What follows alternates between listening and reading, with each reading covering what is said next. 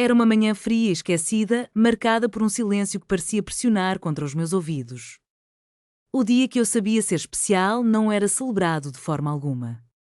Eu me lembrei que era meu aniversário, não porque alguém tivesse mencionado, mas porque a data havia girado em meus pensamentos por semanas. No calendário da parede, uma pequena caixa estava marcada com letras cuidadosas, como se eu tivesse medo de ocupar muito espaço. Clara. Meu nome, escrito com uma hesitação que refletia a forma como eu me sentia na casa, que sempre pareceu menor em dias que importavam. Movi-me pela cozinha com a cautela de quem não quer ser notado. As coisas do meu irmão estavam espalhadas por toda parte, sua jaqueta jogada sobre a cadeira, sua mochila próxima à porta. A evidência de sua vida era um contraste gritante com o meu espaço estreito no balcão, onde eu mantinha apenas o que precisava. Quando ele entrou, as vozes dos meus pais suavizaram-se, sem que percebessem. A sala parecia-se apertar ao meu redor, como se eu tivesse cometido um erro ao abrir a boca. Essa era a dinâmica que eu conhecia bem, ele era o que preocupava, o que precisava de atenção e compreensão. Seus erros eram apenas fases, estresse, potencial não realizado. Já eu, sempre correndo atrás, tentando me corrigir e conquistar um lugar. O favoritismo nunca foi declarado, mas vivia nas trocas de olhares, nas decisões e nos silêncios que se seguiam ao meu nome. Naquela manhã, eu tentei não criar expectativas. Expectativas eram perigosas, elas tornavam a decepção ainda mais ensurdecedora. Mas, em meu íntimo, uma esperança silenciosa crescia, quase tola, de que aos 18 anos algo pudesse ser diferente. Seria o reconhecimento de que eu havia chegado tão longe? Um aceno, uma frase, um momento que dissesse que eu existia. Sentamos à mesa, eu, meus pais e meu irmão, que devorava o café da manhã apressado, reclamando do atraso. Meu pai, distraído, já estava com o celular nas mãos e minha mãe olhava para ele com uma atenção que eu aprendera a não desejar. Ninguém olhava para mim. O relógio marcava o tempo de maneira constante e indiferente. Após a saída do meu irmão, o silêncio voltou a se instalar, pesado e opressivo. Foi nesse momento que meu pai limpou a garganta e disse que precisávamos conversar. As palavras não eram nada incomum, mas o peso delas pairava no ar, pronunciando algo que eu não estava preparada para ouvir. O que se seguiu foi um silêncio pesado. Meu pai não elevou a voz, pois não havia necessidade. Ele falava como se estivesse apenas afirmando um fato que carregava há anos, aguardando o momento certo para se libertar dele. Você foi um erro. A frase caiu entre nós, completa e definitiva. Não havia espaço para debate, não precisava de provas, simplesmente existia. Olhei para minha mãe, esperando que ela interrompesse, que suavizasse as palavras, que dissesse algo, qualquer coisa que tornasse aquilo menos permanente. Mas ela não o fez. Em vez disso, me encarou por um longo momento, como alguém que observa um problema já resolvido. Então, inclinou-se mais perto, abaixou a voz e sussurrou que eu nunca deveria ter nascido. Ela pronunciou meu nome uma única vez, suavemente, sem calor, Clara. Existem palavras que ecoam não porque são altas, mas porque não têm para onde ir. Elas preencheram o ambiente, pressionando contra meu peito, dificultando a respiração. Esperei pela continuação, pela explicação, pela justificativa, pela parte em que tudo aquilo fizesse sentido. Mas nada disso veio. Em vez disso, meu pai declarou que eu já era grande o suficiente para me cuidar e que era hora de seguir em frente, que seria melhor assim. Melhor para quem? Isso nunca foi discutido. Fiquei ali por um momento, sem saber o que fazer com minhas mãos, meu rosto, a realidade de que minha vida havia sido reduzida a uma conclusão que eles haviam alcançado sem me ouvir. Meu irmão não estava ali para escutar, como nunca estava quando importava. Perguntei-me brevemente o que ele diria se estivesse presente, mas logo percebi que não importava. O silêncio sempre foi sua escolha. Dirigi-me ao meu quarto e comecei a arrumar o que podia. Não demorou muito. Quando você cresce aprendendo a não reivindicar espaço, não possui muito. Uma troca de roupas, meus documentos, algumas coisas que provavam que eu existia em lugares que não eram aquela casa. Pausei por um instante, segurando um objeto que tinha desde a infância, mas acabei o devolvendo ao lugar. Algumas coisas pertencem ao passado, mesmo que o passado não queira você. Ninguém me seguiu. Ninguém perguntou para onde eu estava indo. A porta se fechou atrás de mim com um som que parecia deliberado, como estivesse confirmando que já havia sido decidido. Fiquei no alpendre por um segundo, esperando que uma voz chamasse meu nome, Clara. Mas isso não aconteceu. A rua estava mais silenciosa do que eu esperava, carros passavam e pessoas seguiam com suas vidas. Caminhei sem direção, pois direção requer opções, e eu ainda não tinha nenhuma. Meu celular mostrava alguns contatos. Tentei ligar para um deles, mas a chamada foi para a caixa de mensagens. Tentei outro, e recebi um pedido educado de desculpas, algo sobre não poder ajudar. Sem raiva, sem crueldade, apenas distância. À medida que o dia avançava, o peso de tudo isso se instalava em mim. 18 anos, uma idade que as pessoas celebram como um começo, para mim, parecia um fim para o qual não me deixaram me preparar. Contei o pouco dinheiro que tinha e parei de contar quando isso me fez sentir pior. Encontrei um lugar para sentar, onde não seria notada, onde poderia pensar sem ser questionada sobre respostas que eu não tinha. Pensei na casa que deixei para trás, sobre como era fácil para eles me apagarem, sobre como a minha ausência simplificaria tudo, sem mais tensão, sem mais explicações, sem mais Clara. Houve um momento silencioso e perigoso, em que, enquanto a tarde se transformava em noite, uma sensação de desconforto crescia dentro de mim. Perguntava-me se minha existência realmente tinha sido um erro, uma complicação que jamais deveria ter acontecido. Era uma ideia aterradora, imaginar que aqueles que me trouxeram ao mundo nunca tinham planejado minha presença. A possibilidade de estar vivendo em um tempo emprestado, aguardando que alguém percebesse e corrigisse essa falha, me fazia sentir pequeno e insignificante. O céu começou a escurecer e o ar se tornava mais frio.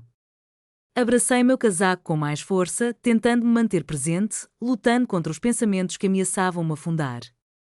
Repetia para mim mesmo que bastava atravessar a noite. Amanhã pensaria em uma solução, a sobrevivência não precisava ser elegante, apenas o suficiente para seguir em frente. Os primeiros quarteirões passaram em um borrão de ruas familiares que, de repente, se tornaram estranhas. Cada casa ao redor era um lembrete de que havia pessoas lá dentro, jantando, discutindo, rindo, vivendo de maneiras que não incluíam a minha. Mergulhei a mão no bolso e senti o contorno do meu celular mais pesado do que deveria, carregando o peso de ser a última linha tênue que me conectava a quem conhecia meu nome. Decidi parar por um momento para olhar meus contatos, hesitando antes de tocar no primeiro nome. O chamado soou até que parasse por conta própria, não deixei mensagem. Dizia a mim mesmo que estavam ocupados, que isso não significava nada. Tentei outro número, de alguém a quem já tinha ajudado com lições de casa, que uma vez me chamou de confiável, um elogio que então soou tão valioso. Desta vez, a voz do outro lado atendeu, educada, preocupada, mas distante, como se estivesse pronta para sair a qualquer momento. Expliquei o suficiente para ser compreendido, mas não tanto a ponto de soar desesperado. Houve uma pausa, e então veio um pedido de desculpas que parecia ter estado aguardando pacientemente, como se estivesse preso entre os dentes. Disseram que desejavam poder ajudar, mas que não era um bom momento, sugerindo que talvez outra pessoa fosse melhor para isso. Agradeci antes que pudessem se sentir desconfortáveis e desliguei, pois era importante não ser eu a encerrar a ligação. Não fiz mais chamadas.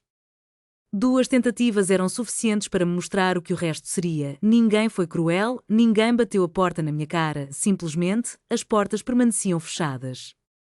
Há uma solidão particular nesse tipo de rejeição, uma que não tem vilão para apontar, apenas uma série de escolhas racionais que não me incluíam. Quando o sol se pôs, a verdade se instalou em mim com um peso opressivo. Eu havia sido abandonado pela minha família e agora não tinha para onde ir aos 18 anos, exceto seguir em frente, em direção ao desconhecido. Encontrei um banco em uma área onde as pessoas caminhavam com propósito e me escondi no fundo para não ser notado por estar sentado por muito tempo. Revisei minha mochila, como se algo pudesse ter se multiplicado enquanto eu não olhava.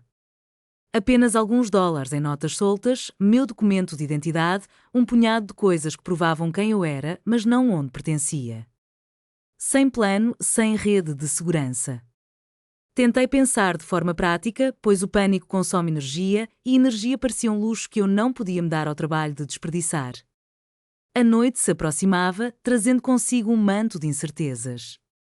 Eu estava em uma cidade que parecia oferecer escolhas, mas na verdade eram opções que pesavam em minha consciência como se não fossem escolhas de verdade.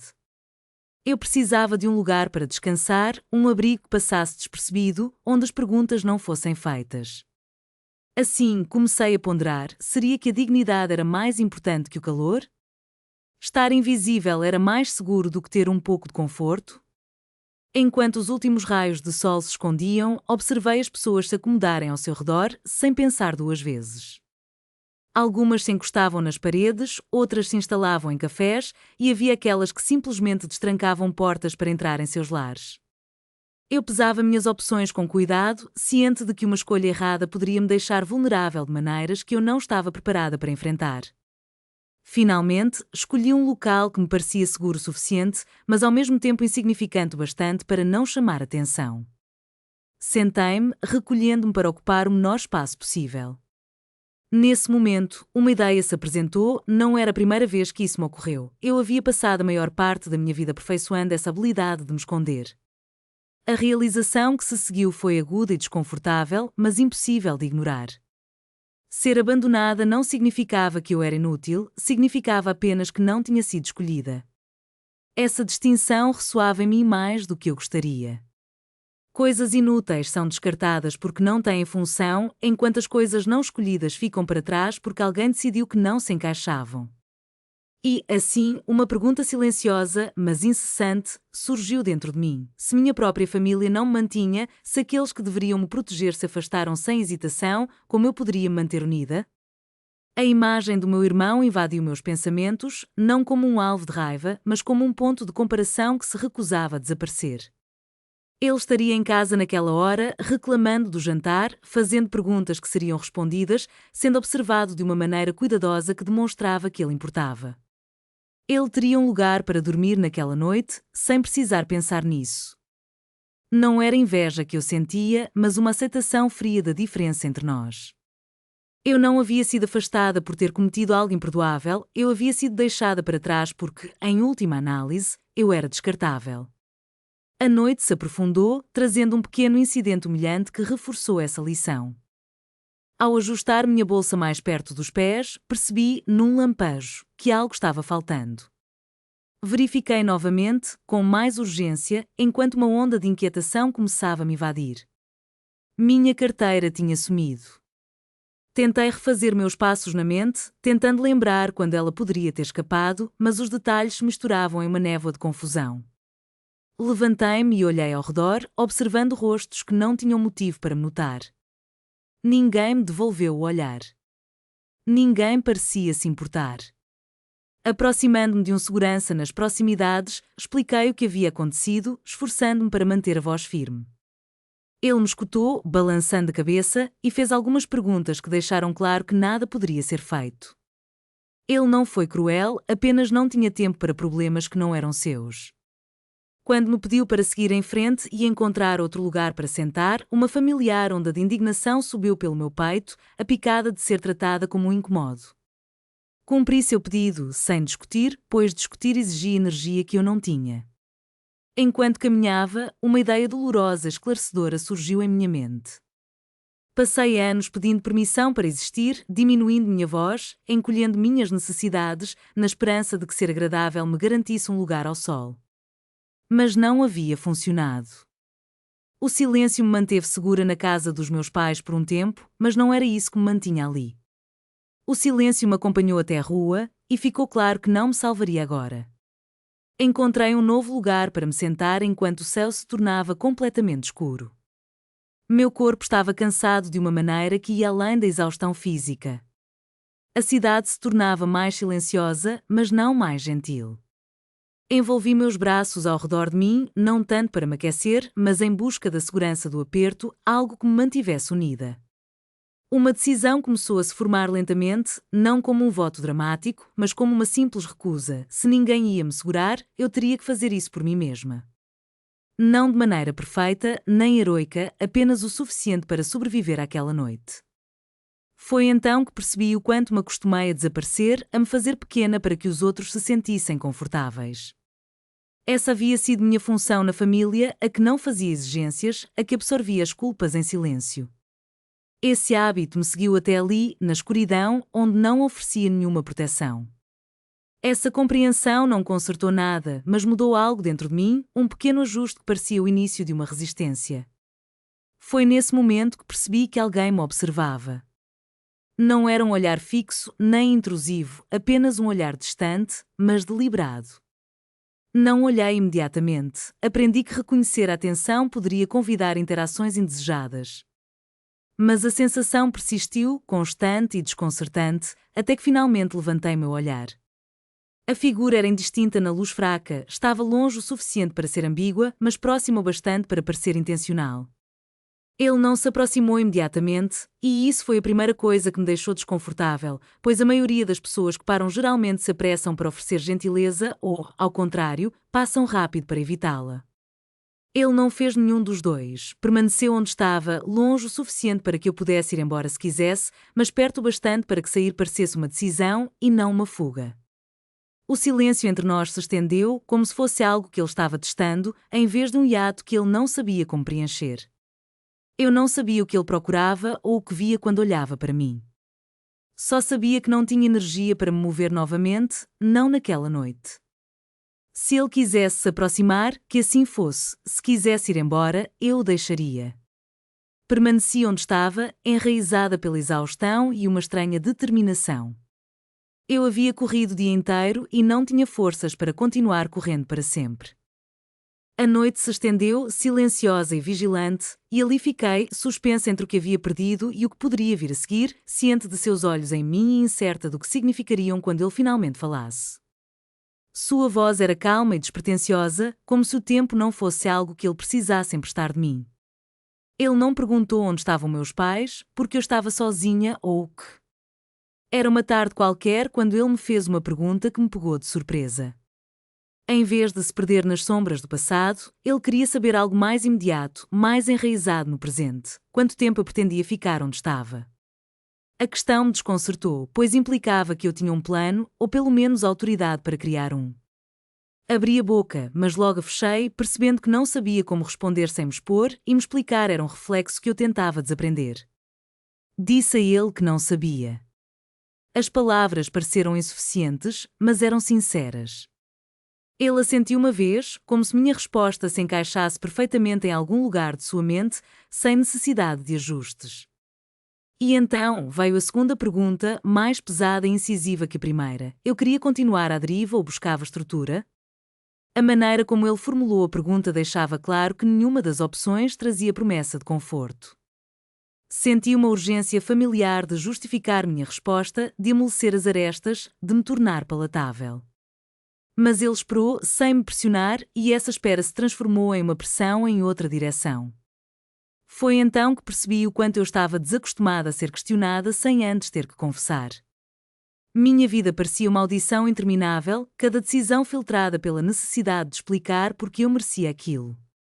Ali, sob o peso silencioso de sua atenção, me senti exposta. Não porque ele soubesse demais sobre mim, mas porque não sabia nada e ainda assim esperava uma resposta. Mudei de posição no banco, consciente de como me sentia pequena e de como seria fácil não dizer nada e deixar o momento passar, permanecer exatamente onde estava, pois isso não exigia risco. Ele não quebrou o silêncio enquanto eu hesitava, não me tranquilizou, não me empurrou, nem moldou a escolha como algo nobre. Ele simplesmente esperou, e essa espera deixou claro que o que acontecesse a seguir seria algo que eu teria que assumir. Por fim, comentei que ficar à deriva não havia funcionado tão bem até então. Não foi uma resposta inteligente ou corajosa, mas foi o suficiente. Ele assentiu novamente e me contou o que poderia oferecer. A forma como fez isso fez toda a diferença. Não disse que me acolheria, nem que me ajudaria a me reerguer. Ele descreveu um conjunto de condições, como alguém que apresenta um contrato, de maneira direta e sem adornos. Havia um lugar onde eu poderia ficar temporariamente, não por tempo indeterminado, e não seria gratuito. Isso exigiria trabalho, um trabalho real, aquele que requer pontualidade e seguir regras que não se dobrariam aos meus sentimentos. Havia expectativas e limites, e não havia garantia do que aconteceria depois. Ele deixou claro que eu era uma adulta, que poderia recusar, que nada naquelas condições exigia gratidão ou lealdade além do que foi acordado. Ouvi atentamente, minha mente se fixando em certas frases e segurando-se nelas, condições temporárias, sem promessas. Ele não estava oferecendo um futuro, mas uma estrutura. A honestidade disso me incomodou mais do que qualquer falsa gentileza já havia feito. Perguntei que tipo de trabalho seria e ele respondeu sem hesitar, delineando tarefas que pareciam simples até eu imaginar a possibilidade de realizá-las sob a pressão da expectativa. A brisa da manhã carregava consigo um misto de novidades e incertezas. Ele olhou nos meus olhos e, com uma voz calma, me disse que eu poderia pensar sobre a decisão, mas não por muito tempo. A estrutura que ele oferecia só funcionaria se eu entrasse nela de forma voluntária. As opções me pressionavam de todos os lados. Se eu permanecesse onde estava, nada mudaria e havia uma segurança estranha nessa familiaridade, mesmo que ela ameaçasse me engolir por completo. Mas se eu decidisse acompanhá-lo, estaria adentrando um território frio e bem definido, um espaço que não se importava com o meu passado humilhador. Ele só se importaria com o que eu faria a seguir, ao invés do que já tinha sido feito a mim.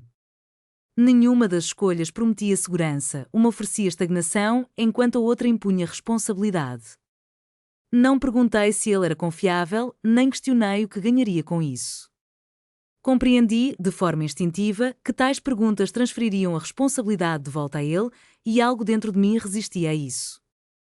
Estava cansada de esperar por ser escolhida, de depositar minha sobrevivência nas mãos de outros e chamar isso de esperança. Levantei-me lentamente, sentindo a rigidez nas pernas, e declarei que iria com ele. As palavras soaram estranhas na minha boca, pesadas de consequências. Ele aceitou sem cerimônia, como se essa fosse a conclusão esperada de uma conversa conduzida com honestidade. Enquanto caminhávamos, percebi a forma como ele mantinha uma distância medida, nem liderando nem seguindo de perto, e me perguntei se isso era intencional. As ruas pareciam diferentes daquela perspectiva, menos como obstáculos e mais como passagens. Foquei em manter o ritmo, em permanecer presente. Meus pensamentos flutuavam entre a possibilidade de arrependimento e o medo de ser tola, mas, no fundo, uma percepção mais sólida me surpreendeu pela clareza. Eu estava escolhendo isso. O que acontecesse a seguir não seria uma extensão da decisão de outra pessoa em me descartar. O lugar onde chegamos era comum, de uma forma que parecia deliberada. Não havia gestos acolhedores, nem tentativas de suavizar as arestas. Ele me mostrou onde estavam as coisas, explicou as regras sem comentários e apontou o que seria esperado de mim a partir do dia seguinte. A neutralidade daquele espaço me pressionava, despindo qualquer fantasia remanescente que eu pudesse ter sobre resgate ou transformação. Aquilo não era um lar, era um campo de provas. Enquanto ele falava, percebi que catalogava suas palavras com uma precisão que não usava há tempos, notando onde a flexibilidade terminava e a responsabilidade começava. Havia um alívio naquela clareza, mesmo que me aterrorizasse. Passei anos navegando expectativas mutáveis, tentando antecipar humores e gerenciar resultados. Ali, as linhas estavam desenhadas de forma clara e cruzá-las teria consequências que estavam definidas antecipadamente. Eu não sabia se conseguiria ter sucesso, mas sabia como seria o fracasso, e esse conhecimento me estabilizava de uma maneira inesperada. Mais tarde, quando estive sozinha com meus pensamentos, o peso do que havia feito se assentou sobre mim. Pensei sobre confiança, como a retive reflexivamente, não apenas em relação aos outros, mas também em relação a mim mesma. Aprendi cedo que confiar na pessoa errada poderia custar tudo, mas estava começando a perceber que não confiar em ninguém também tinha seu preço. A noite caiu lentamente, envolvendo o ambiente em uma penumbra que parecia refletir os conflitos internos que eu enfrentava. O medo não era simplesmente a possibilidade de ser enganado, mas a paralisia que me consumia, a ideia de que poderia me tornar tão cauteloso que nunca mais teria coragem de me mover. Eu me lembrava das regras que estabeleci para mim mesma. Era adulta, havia escolhido estar ali e as condições eram claras, sem dívidas ocultas a serem descobertas. Se algo desse errado, seria porque eu decidira avançar e cometer um erro, não porque alguém me empurrara. Essa distinção tinha um peso que eu mal conseguia expressar, mas que me ancorava em uma sensação de controle que, embora frágil, se mostrava real. O primeiro desafio que ele me propôs foi simples na descrição, mas complexo na execução. Era um teste que exigia decisões tomadas sem buscar aprovação, agir com informações incompletas e aceitar as consequências sem defesa. Meu instinto imediato foi solicitar orientação, adiar a decisão, mas algo na expressão dele me dizia que essa não era a abordagem correta. Respirei fundo e tomei a decisão por conta própria, ciente do tremor nas minhas mãos e da vulnerabilidade que senti ao deixar de lado o escudo da conformidade. O resultado não foi perfeito. Houve pequenos erros, momentos em que hesitei tarde demais ou agi apressadamente. No entanto, não recuei. Quando tudo terminou, esperei o habitual turbilhão de vergonha, a vontade de me desculpar antes mesmo que alguém dissesse algo, mas essa sensação não veio. Em vez disso, algo novo se instalou em meu peito, uma espécie de alívio misturado com determinação. Pela primeira vez, meu valor não era medido pelo quanto eu suportava, mas pela coragem de dar um passo à frente. Naquela noite, enquanto me deitava em um espaço que não era nem seguro nem hostil, examinei cuidadosamente essa nova sensação. Pensei em quantas vezes confundi resistência com valor, como o sofrimento se tornara a moeda de troca em um lar que nunca planejou investir em mim. Ali, o sofrimento não comprava nada, apenas a ação, a escolha e até mesmo o fracasso, se viesse, seria contabilizado com honestidade. Quando ele falou comigo novamente antes de partir, suas palavras foram breves e desprovidas de sentimentalismo. Não me disse que ficaria tudo bem, nem ofereceu consolo disfarçado de sabedoria. Ele apenas afirmou que permanecer significava manter-se ereta, que não haveria espaço para um colapso disfarçado de humildade. A simplicidade dessa mensagem me atingiu mais profundamente do que qualquer discurso poderia ter feito. Não havia romantismo no que ele oferecia, nenhuma garantia de pertencimento, apenas a possibilidade de não ser apagada, desde que eu me recusasse a manular. Quando a porta se fechou atrás dele, não com um estalo final, mas com uma expectativa palpável, percebi que outra porta também se fechará. A que levava de volta a versão de mim mesma que esperava ser informada se tinha permissão para permanecer. Senti-me ali, no silêncio, consciente do trabalho que me aguardava e dos riscos que aceitara. E pela primeira vez, desde meu aniversário, o chão sob meus pés parecia firme o suficiente para eu ficar em pé. Não porque era gentil, mas porque era real. A primeira luz da manhã chegou sem cerimônia. Ninguém perguntou se eu havia dormido, comido ou precisava de tempo para me ajustar, e essa ausência pesou mais do que qualquer crueldade, pois eliminou a última ilusão que eu havia cultivado. Acordei com um som de movimento ao meu redor. As portas se abriam e se fechavam, os telefones vibravam suavemente sobre as mesas e vozes já discutiam prazos que não me incluíam. Meu corpo estava rígido, uma sensação que me dizia que eu não havia descansado direito, mas não havia sinal de que isso importasse. Recebi um cronograma, um canto em um espaço aberto e uma lista de tarefas que circulavam por um sistema compartilhado, tudo entregue em um tom neutro, como se estivesse lidando com equipamentos em vez de pessoas. O fundo de investimento funcionava com precisão e percebi rapidamente que meu nome aparecia no quadro de tarefas como um rótulo, exato, impessoal, suficiente apenas para indicar onde a responsabilidade recairia. Ninguém perguntou sobre o meu passado, ninguém demonstrou curiosidade e ninguém fez espaço para hesitações. Eu não era empurrada para o lado, mas também não era protegida, e logo percebi que aqui, ter a permissão de ficar não significava estar segura. O ambiente operava com uma lógica interna própria que não se moldava a histórias pessoais ou feridas não ditas. Processos já estavam em movimento antes que eu os tocasse, dependências mapeadas com antecedência, decisões aguardando aprovação, independentemente de eu entender ou não. As instruções chegavam limpas e contidas, despojadas de explicações, e minha atenção se restringia à execução, o que precisava ser feito, até quando, e que falhas poderiam interromper o fluxo. Em determinado momento, o homem que me trouxe até ali afirmou diretamente, não como uma lição, mas como um fato: todo mundo tem motivos para reclamar, mas apenas aqueles que produzem resultados são mantidos. Ele disse isso da mesma forma que alguém poderia explicar uma restrição, sem ênfase, sem ameaças. A frase percorreu a sala como uma corrente de ar frio, e eu senti seu peso se instalar em meus ombros antes de alcançar meus pensamentos, um aperto que não consegui liberar conscientemente, pois sobrevivi toda a minha vida suportando, absorvendo pressão silenciosamente, confundindo tolerância com valor. Aqui, a resistência não era vista como valor. Não aparecia nos relatórios, não afetava os resultados, simplesmente desaparecia no fundo. Eu trabalhava entre pessoas que se moviam com uma eficiência que nada tinha a ver com bondade. Compreendi rapidamente que ninguém me odiava, eles simplesmente não precisavam de mim ainda. Minha presença era provisória, dependente do que eu poderia executar e não do que eu havia sobrevivido.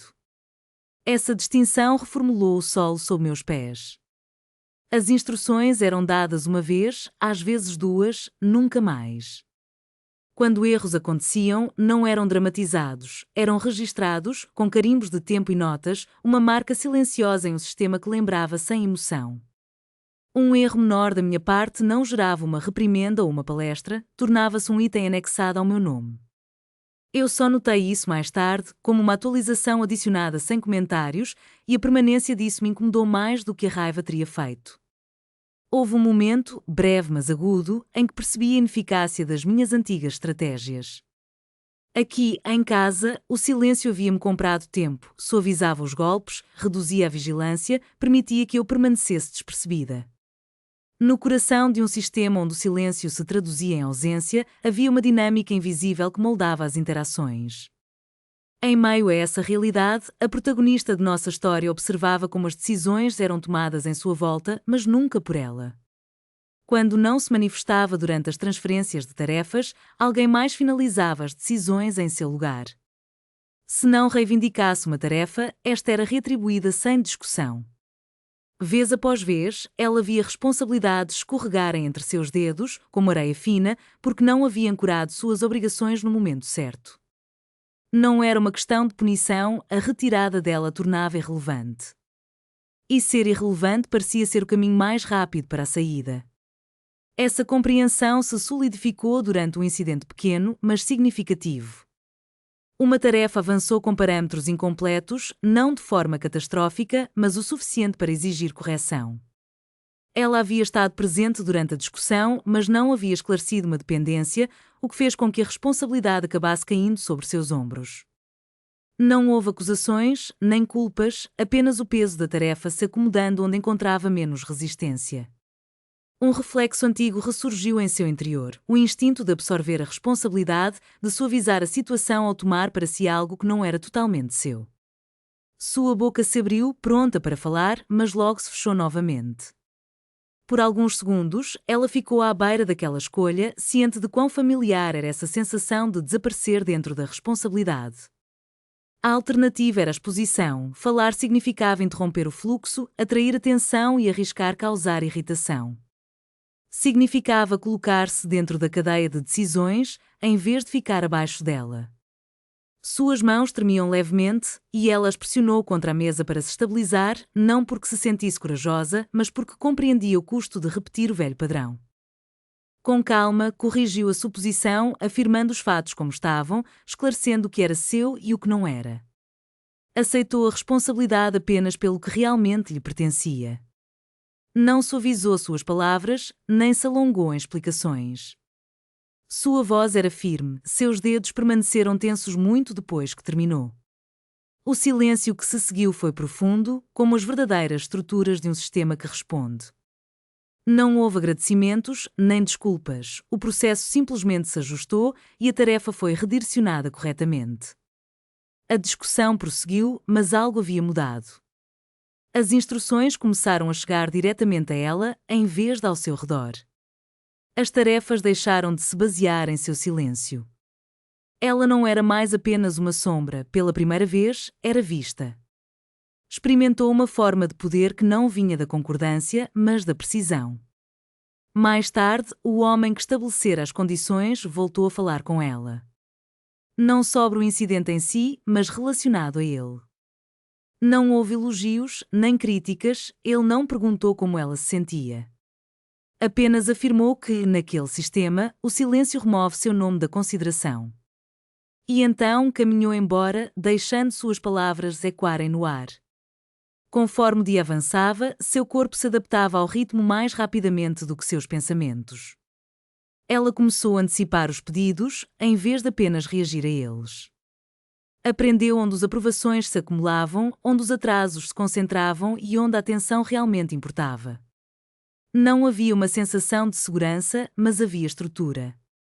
E essa estrutura oferecia um tipo diferente de estabilidade, uma que não dependia de humores ou favores.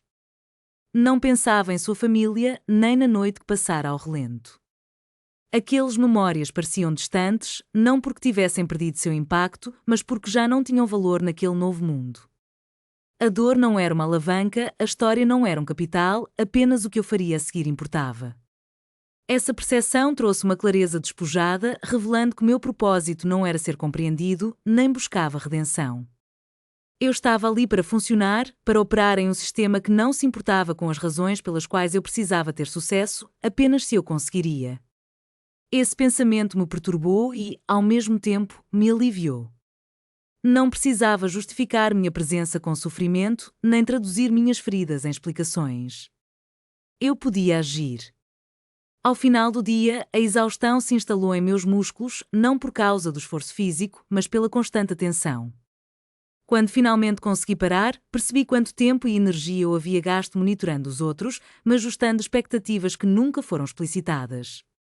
Aqui, as expectativas eram visíveis, atendê-las exigia vigilância voltada para fora, não para dentro. Naquela noite, sozinha, examinei essa mudança com uma curiosidade desapaixonada. A resistência, que antes era minha principal habilidade, me mantinha tolerada, mas não escolhida. Agora, a resistência por si só não significava nada sem ação, ela me apagava. O pensamento que se seguiu foi simples e assustador, a dor já não me ajudava a sobreviver. Se eu quisesse continuar, teria que arriscar estar errada, tomar decisões sem a proteção do silêncio. O fracasso se tornaria visível, palpável, enquanto o silêncio me removeria sem deixar rastros. Ao me preparar para o dia seguinte, a questão não era se eu conseguiria suportar o que estava por vir, mas se eu conseguiria tolerar a exposição que a competência exigia. A resistência havia sido minha armadura, e deixá-la para trás parecia como estar desprotegida. Mas a armadura só havia-me mantido contida, nunca eficaz. Ninguém viria me salvar, e pela primeira vez isso não soou como uma sentença, mas sim como uma condição. Por um breve período, as coisas pareceram quase estáveis, não exatamente boas, mas previsíveis o suficiente para que meu corpo parasse de se preparar para o impacto toda vez que o meu nome surgia em uma conversa ou era mencionado em uma mesa. Percebi isso primeiro nos meus ombros, que não se tensionavam mais automaticamente quando alguém se aproximava da minha mesa. Aprendi o ritmo dos dias, a ordem em que as tarefas chegavam pelo sistema, os sinais silenciosos que indicavam que algo exigia atenção antes que a situação se agravasse.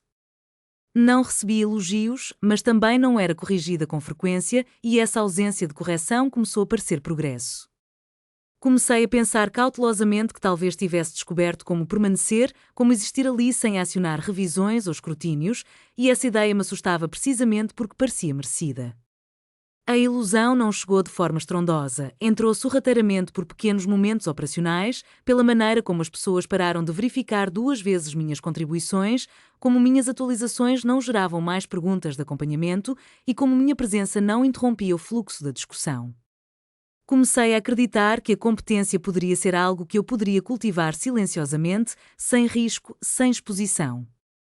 Convenci-me de que a consistência era suficiente. Se eu mantivesse a cabeça baixa e executasse tudo com clareza, poderia evitar as arestas afiadas que antes me cortaram. Agora, movia-me com eficiência, como se finalmente tivesse encontrado meu lugar. Era uma tarde comum e eu me sentia envolta em uma atmosfera de expectativa cautelosa. O trabalho que realizava exigia uma atenção meticulosa e eu falava apenas quando era absolutamente necessário. A cada ciclo de relatórios que se fechava sem problemas, uma leve sensação de alívio me envolvia, como se estivesse seguindo uma estratégia que sempre utilizei na vida, agora apenas disfarçada em uma linguagem operacional.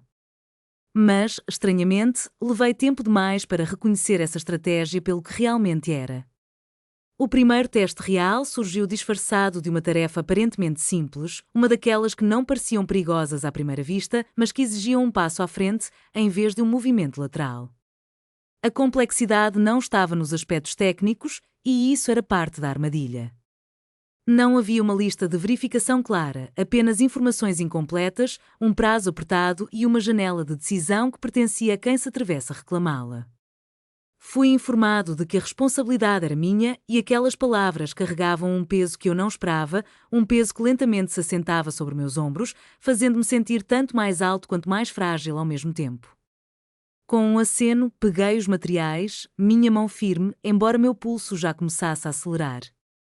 Aceitei a tarefa sem hesitar, pois recusar seria um fracasso ainda mais gritante.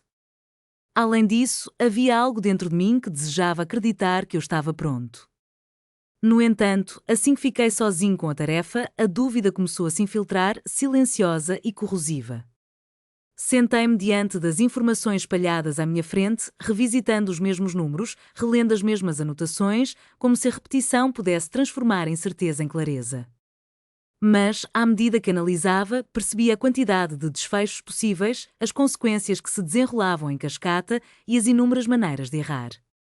O velho medo apertava seu cerco. Se eu decidisse e falhasse, meu nome ficaria permanentemente atrelado ao resultado. Se eu hesitasse, alguém mais tomaria a frente e o fracasso seria menos notável, mais procedural, mais fácil de suportar. A escolha estava ali, diante de mim, exigindo ação, e eu reagi como sempre fiz, paralisando-me e chamando isso de cautela. O tempo passou enquanto eu ponderava opções que não precisavam ser ponderadas. Cada minuto que escorregava parecia, ao mesmo tempo, seguro e perigoso. Verifiquei detalhes que não alteravam a decisão, ajustei variáveis que não eram decisivas e convenci a mim mesmo de que estava sendo minucioso, mitigando riscos.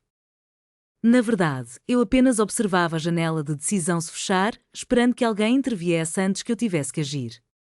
Quando a clareza finalmente chegou, já era tarde demais.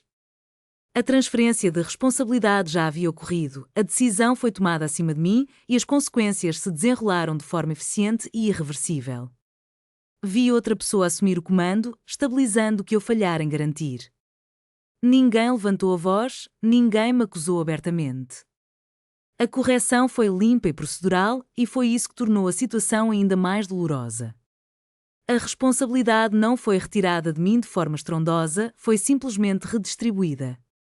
Senti a mudança imediatamente, como a propriedade do projeto se afastando de mim e se estabelecendo em outro lugar. A perda caiu sobre mim com uma finalidade opaca. Não era uma punição, mas uma simples ajuste, e ajustes como esse raramente eram revertidos sem uma razão. O peso dessa realização se instalou lentamente, me dando tempo para entender exatamente o que eu havia feito. Eu não falhei por falta de habilidade, falhei porque não consegui me decidir. A compreensão cortou mais fundo do que qualquer reprimenda poderia ter feito. A história se desenrolava em um momento de intensa introspeção, onde as sombras do passado pareciam se entrelaçar com o presente de forma desconcertante. Eu havia sido moldado para evitar a dor da falha, treinado para não agir sem certeza, para não falar a menos que fosse convidado e para não tomar decisões sem antes conhecer todas as consequências. Para mim, os erros não eram oportunidades de aprendizado, eram marcas indeléveis, provas de que eu havia falhado. A diferença entre falhar e ser um erro importava profundamente. A falha era um evento passageiro, enquanto ser um erro carregava um peso, um verdito que persistia muito além do momento. Para evitar esse verdito, aprendi a me manter em um espaço seguro, onde nada poderia ser atribuído a mim.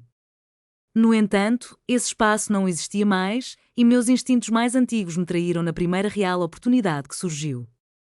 Foi quando o homem que supervisionava a estrutura me chamou para um canto. Um frio na barriga me invadiu e minha mandíbula se tensionou antes mesmo que ele dissesse uma palavra. Ao invés de repreensões, como eu esperava, ele fez uma pergunta simples, direta, sem adornos, e aguardou. Ele queria saber por que eu não havia tomado uma decisão. A simplicidade da pergunta desnudou todas as minhas defesas. Não havia espaço para discutir pressão ou ambiguidade sem que isso soasse como uma desculpa. E, pela primeira vez, eu não queria me justificar, desejava ser honesto. Respirei fundo e revelei a verdade, com todas as suas fragilidades. Eu tinha medo de errar. As palavras pareciam pequenas, inadequadas, mas eram a expressão mais verdadeira que eu poderia oferecer. Ele não respondeu de imediato, não reinterpretou a minha resposta de forma mais lisonjeira, apenas assentiu, como se tivesse ouvido exatamente o que precisava. A conversa terminou sem uma resolução, deixando-me só com as consequências da minha própria hesitação. No silêncio que se seguiu, algo dentro de mim mudou, não com alívio, mas com um reconhecimento profundo. Pela primeira vez, eu consegui ver meus padrões sem as névoas da autojustificação. Percebi quantas vezes confundi sobrevivência com segurança, quantas vezes posterguei ações até que a oportunidade se esvaísse, chamando isso de prudência. Não inventei uma história sobre crescimento ou resiliência, não transformei a falha em uma lição com bordas bem definidas. Apenas aceitei que aquilo era meu. Ninguém mais havia imposto meu silêncio, ninguém mais havia atrasado minha ação. Se eu quisesse permanecer ali, teria que aceitar essa verdade sem usá-la como uma arma contra mim mesmo. Logo depois, fui apresentado uma escolha que parecia simples, mas era enganosa. Poderia voltar ao trabalho que não exigia julgamento, reduzir minha exposição e preservar o pouco que havia conquistado, ou poderia permanecer onde estava, aceitar o risco de decidir e aprender a falhar sem desaparecer. Não pedi tempo para pensar. Não negociei. Apenas disse que ficaria. A decisão não parecia corajosa, era necessária, como escolher ficar em pé quando sentar significaria nunca mais levantar. Não prometi melhorias, apenas abracei a incerteza. Aceitei os termos como estavam, pois qualquer tentativa de contestá-los seria apenas uma forma de esconder a verdade. Naquela noite, a velha tendência de me criticar surgiu, mas não encontrei espaço para ela. Não me desculpei, mas também não me condenei. Refleti sobre quantos anos passei evitando erros ao evitar escolhas, como essa estratégia havia encolhido minha vida a ponto de tudo poder ser levado em um único movimento. O custo de evitar falhas se tornava evidente e imediato, e essa clareza me ofereceu algo que eu nunca tivera antes, uma razão para mudar que não dependia do perdão. O verdadeiro inimigo não era o medo, mas a inação. A mudança foi tão sutil que quase a perdi de vista, exatamente como deveria ser. Nada sinaliza exclusão tão eficientemente quanto a polidez. As conversas não paravam quando eu entrava na sala, simplesmente terminavam um segundo antes, com as vozes diminuindo, como se a conclusão já estivesse agendada. As decisões não chegavam para discussão, chegavam já finalizadas, suavizadas por um alinhamento que acontecera sem minha participação. Ninguém mencionava o erro anterior, ninguém o revisitou. O silêncio carregava mais peso do que qualquer crítica poderia, pois insinuava uma resolução sem minha presença. Percebi isso primeiro na logística, muito antes de registrar emocionalmente. As reuniões apareciam na minha agenda após já terem acontecido e documentos chegavam até mim uma vez que as suposições estavam firmes e os limites estreitos. Meu papel mudara silenciosamente, de moldar entradas para executar saídas. As tarefas vieram com parâmetros mais rígidos e menos pontos de decisão. Tudo parecia eficiente, razoável e defensável. De fora, parecia uma otimização, mas de onde eu estava, sentia como se estivesse sendo afastado do quadro. Ninguém me atacou, ninguém me culpou. Eu simplesmente deixara de ser central e o sistema não me devia uma explicação por isso. A pessoa que personificava essa mudança não era cruel ou descuidada, era competente e metódica, o tipo de operador que mantinha os processos estáveis minimizando a exposição. Quando falava, a atenção se alinhava instintivamente, canetas pausavam, ninguém interrompia. Nunca mencionavam o meu nome diretamente, nunca atribuíam emoção à situação. Em uma reunião de revisão, fizeram uma pergunta que parecia inteiramente razoável. Seria prudente atribuir autoridade decisória adicional a alguém que recentemente hesitou sob pressão? A pergunta pairou no ar, ninguém a contradisse, ninguém olhou para mim. Não me acusava de incompetência, mas me enquadrava como uma variável, uma que introduzia incerteza em um sistema projetado para reduzi-la. Foi nesse momento que compreendi o que estava acontecendo. Não estava sendo afastado por falta de habilidade, mas porque eu representava risco. Sistemas como aquele não desprezam o risco, eles o gerenciam e eu acabara de ser sinalizado como algo que precisava ser contido. A lógica por trás disso era sólida, o que tornava difícil contestá-la. Não havia injustiça à qual eu pudesse apelar. A sala estava imersa em um silêncio reflexivo, enquanto a discussão se desenrolava de maneira metódica. Dados de desempenho foram analisados, cronogramas revisados e minha hesitação anterior foi reconhecida sem exageros ou atenuações. A proposta que surgiu se apresentava como uma adaptação, não uma demissão, uma redução de escopo que prometia um novo direcionamento, com limites mais claros. O novo papel que me ofereciam parecia desenhado para que minha presença estabilizasse a execução, ao invés de complicar as decisões. Ninguém disse que eu seria removido e talvez não fosse necessário, pois o tom da conversa já deixava isso implícito.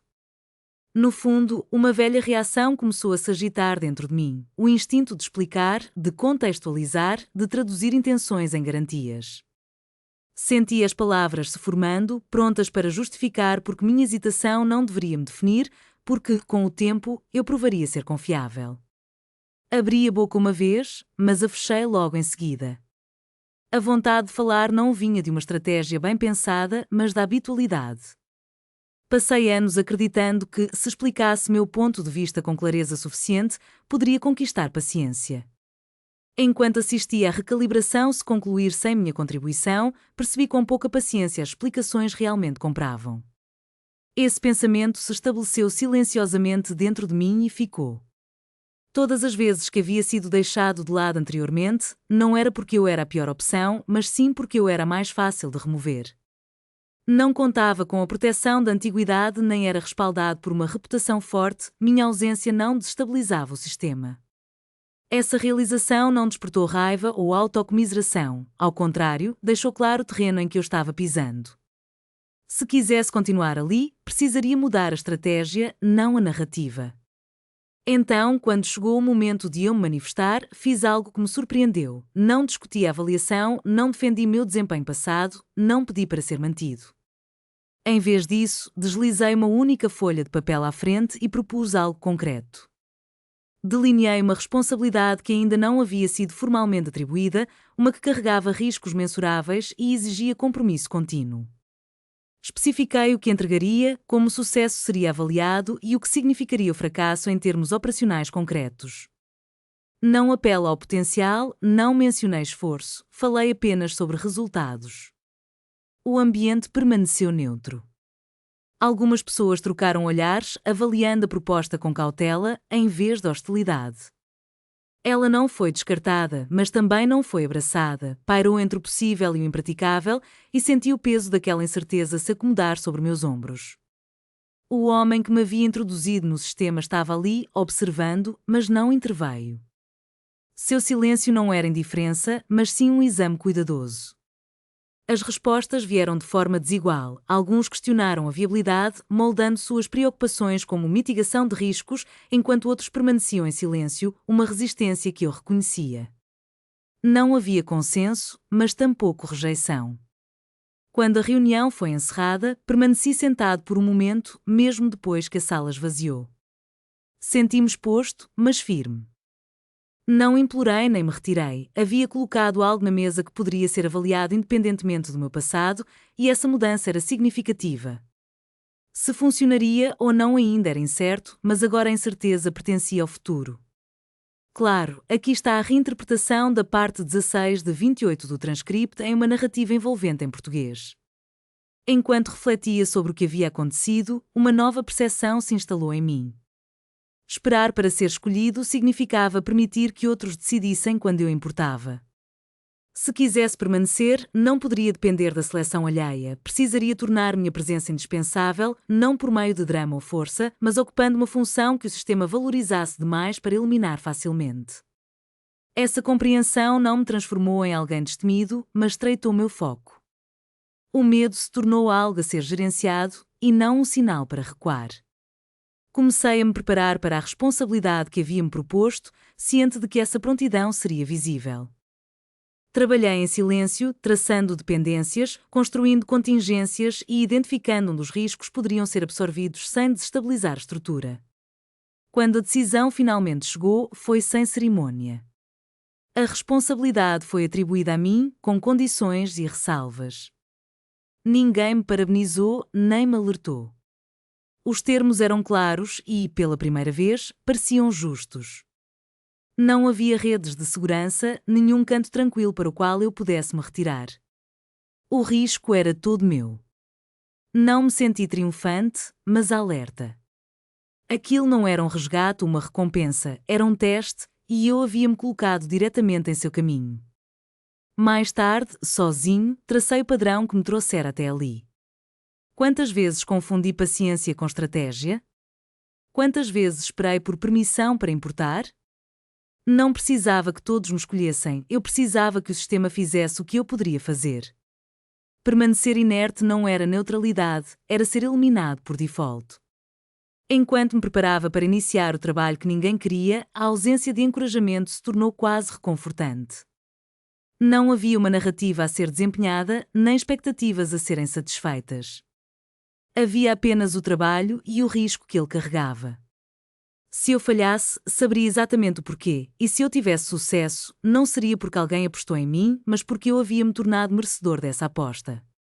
Os dias que antecederam tudo eram mais silenciosos do que eu esperava, não porque a pressão havia diminuído, mas porque não havia mais ninguém para absorvê-la por mim. Assim que a responsabilidade se tornou formalmente minha, a orientação cessou completamente. Não havia revisões temporárias, nem reassuranças disfarçados de preocupação. Compreendi então que isso não era negligência, era intencional. Era assim que se avançava voluntariamente. Não haveria correções antes do fato, apenas consequências depois. A tarefa em si não era impossível, o que a tornava perigosa.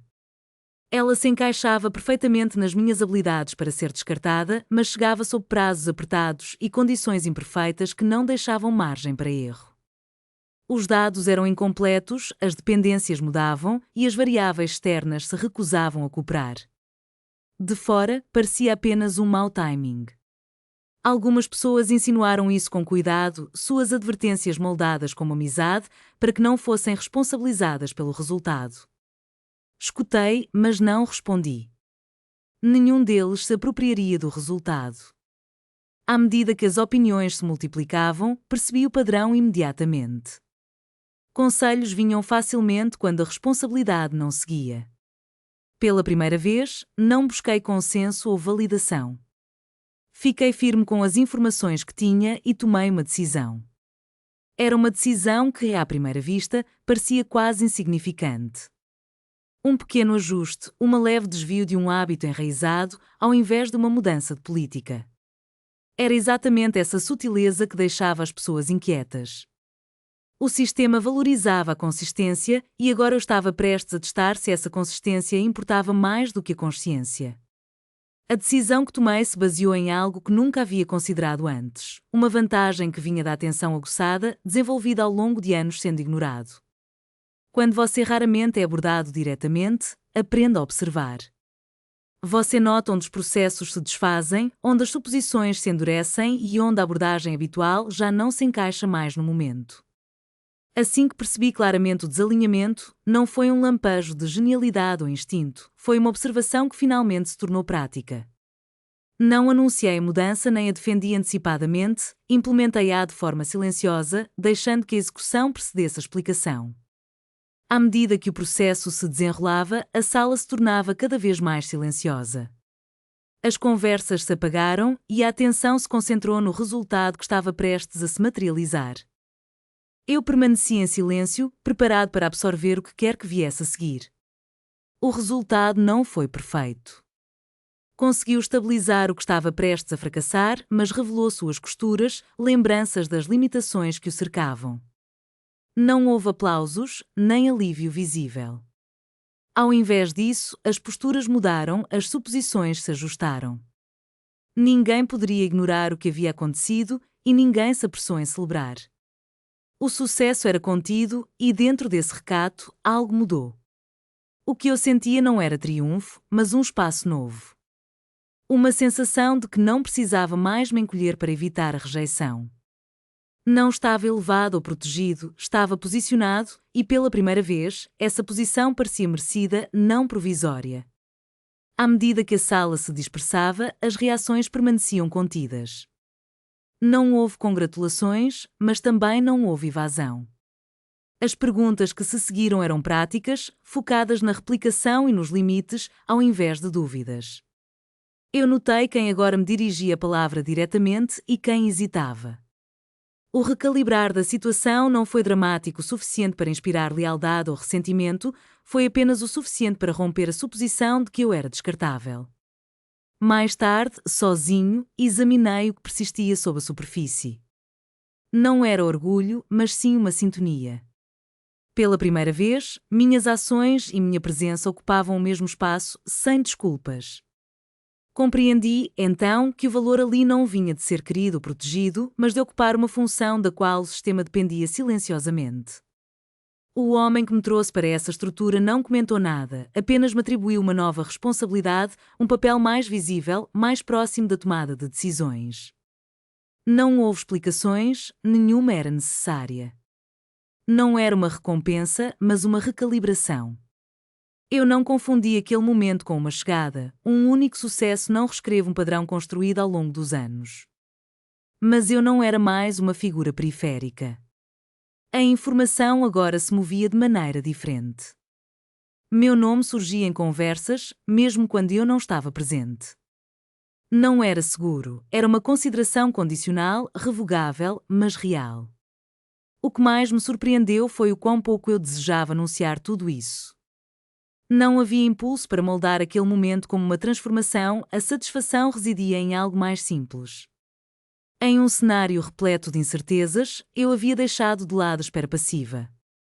Não mais esperava ser escolhido ou poupado, eu havia dado um passo à frente, ciente do que poderia perder. Antes, eu era mantida à margem por conveniência ou inércia, mas agora, se eu permanecia, era porque a remoção de minha presença exigiria esforço e explicações. Essa distinção, mais do que qualquer validação, tinha um peso significativo.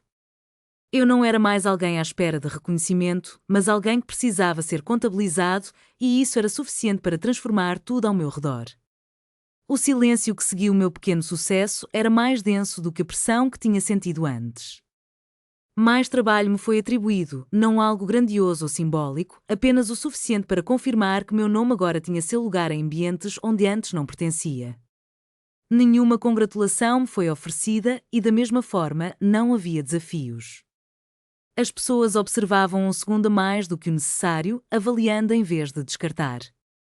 Eu havia cruzado uma linha invisível e o custo de estar perto de mim começava a ser recalculado.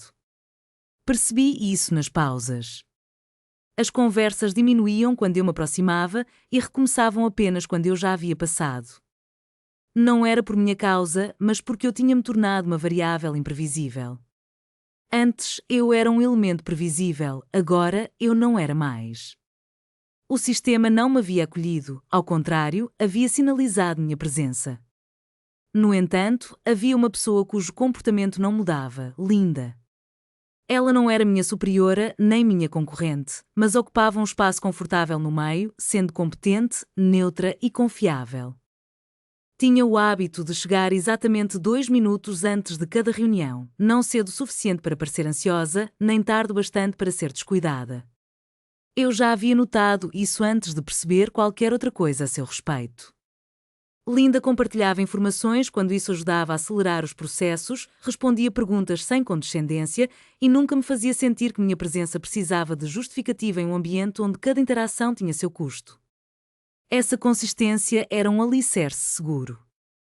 Não confidenciei meus pensamentos a ela por desespero, mas porque ela havia conquistado minha confiança. Parecia razoável compartilhar contextos e discutir ideias que ainda estavam se formando, nada confidencial, nada estratégico suficiente para parecer arriscado. O primeiro sinal de que algo estava errado surgiu de forma sutil. Uma contingência que mencionei casualmente voltou à tona naquela tarde, incompleta e ligeiramente desalinhada, circulando entre pessoas que não deveriam saber que existia. Afastei o desconforto, o pensamento paralelo acontece, e suspeitar de traição parecia trazer antigos medos a uma nova situação. Então, aconteceu novamente. Outro detalhe apareceu antes que eu o introduzisse formalmente, alterado o suficiente para mudar sua essência. O que era um ajuste cuidadoso agora era retratado como um desvio. O contexto havia-se perdido e a ênfase mudara. A ideia não parecia mais minha. Não houve confronto, nem resistência, apenas erosão. Repeti cada conversa em minha mente, buscando o ponto de vazamento. A dúvida era familiar, eu estava interpretando isso mal ou hesitava porque finalmente tinha algo a perder? A resposta chegou através das consequências, não de confissões. Uma decisão que eu havia preparado se alterou sem aviso, os prazos mudaram e as prioridades foram rearranjadas de maneiras que fortaleciam a nova ordem. Em um dia comum, Linda e eu estávamos imersas em nossas tarefas, mas uma tensão invisível pairava no ar. O que era uma simples observação se transformou em um divisor de águas. Ao fazer uma pergunta casual sobre uma situação que havia chamado minha atenção, notei uma mudança sutil na expressão de Linda. Ela não negou o que eu havia percebido, nem se desculpou. Sua resposta, embora calma, carregava um peso de desilusão. Todos têm que cuidar de si mesmos, ela disse, como se estivesse recitando um mantra. As oportunidades eram limitadas e as alianças mudavam conforme a necessidade. O que tornava isso ainda mais devastador era a ausência de um vilão. Não havia raiva a ser direcionada, apenas a dolorosa confirmação de que, quando uma escolha teve que ser feita, Linda não me escolheu. As consequências dessa revelação chegaram de forma discreta, mas igualmente impactante. Comecei a notar que as perguntas sobre meu julgamento e prontidão surgiam com mais frequência. O acesso às decisões foi-se estreitando, meu ímpeto era solicitado com menos frequência e, estranhamente, ninguém se levantou para me defender. Não porque pensassem que eu estava errada, mas porque me defender não traria nenhum retorno. Naquele instante, percebi que não estava sendo afastada por fraqueza, mas porque alguém havia decidido que eu era descartável em nome da própria estabilidade. O homem que me havia introduzido a esse sistema observou tudo, mas não direcionou seu olhar para mim ou para Linda. Ele estava focado na situação. Ele não interveio, não corrigiu a narrativa que estava se formando. Não era um ato de abandono, era uma simples constatação. Se eu precisasse de salvação, era um sinal de que eu não pertencia àquele lugar. Ao invés de me voltar para dentro, buscando alguma falha em mim mesma, percebi que a traição não provava que eu estava errada ao confiar. Na verdade, mostrava que a confiança havia se tornado um bem precioso e eu não estava disposta a pagar esse preço novamente. Decidi não confrontar Linda outra vez. Em vez disso, limitei o que compartilhava, documentei tudo meticulosamente e concentrei-me em tarefas que não podiam ser redirecionadas sem deixar rastros. Parei de buscar alinhamentos e passei a construir inevitabilidades. A porta contra a qual eu não percebia que me apoiava se fechou e, uma vez que isso aconteceu, a estrutura ao meu redor parecia mais estável. Ao final do dia, reconheci a perda, mas não a transformei em um presságio. A confiança havia desmoronado, mas nem tudo que cai precisa ser reconstruído. Algumas coisas se desintegram porque já não são necessárias. Se esse caminho exigisse que eu seguisse sozinha, assim o faria. Aprendi o custo de assumir que a segurança era garantida e não estava disposta a pagá-lo novamente. Nada dramático se seguiu, o que tornava a situação ainda mais difícil de suportar. Não houve confrontos, esclarecimentos ou cenas que exigissem uma reação. A mudança se anunciou silenciosamente, por meio de omissões. Meu nome começou a surgir menos frequentemente nas conversas informais que impulsionavam o trabalho. As pessoas não me evitavam, mas também não orbitavam mais ao meu redor.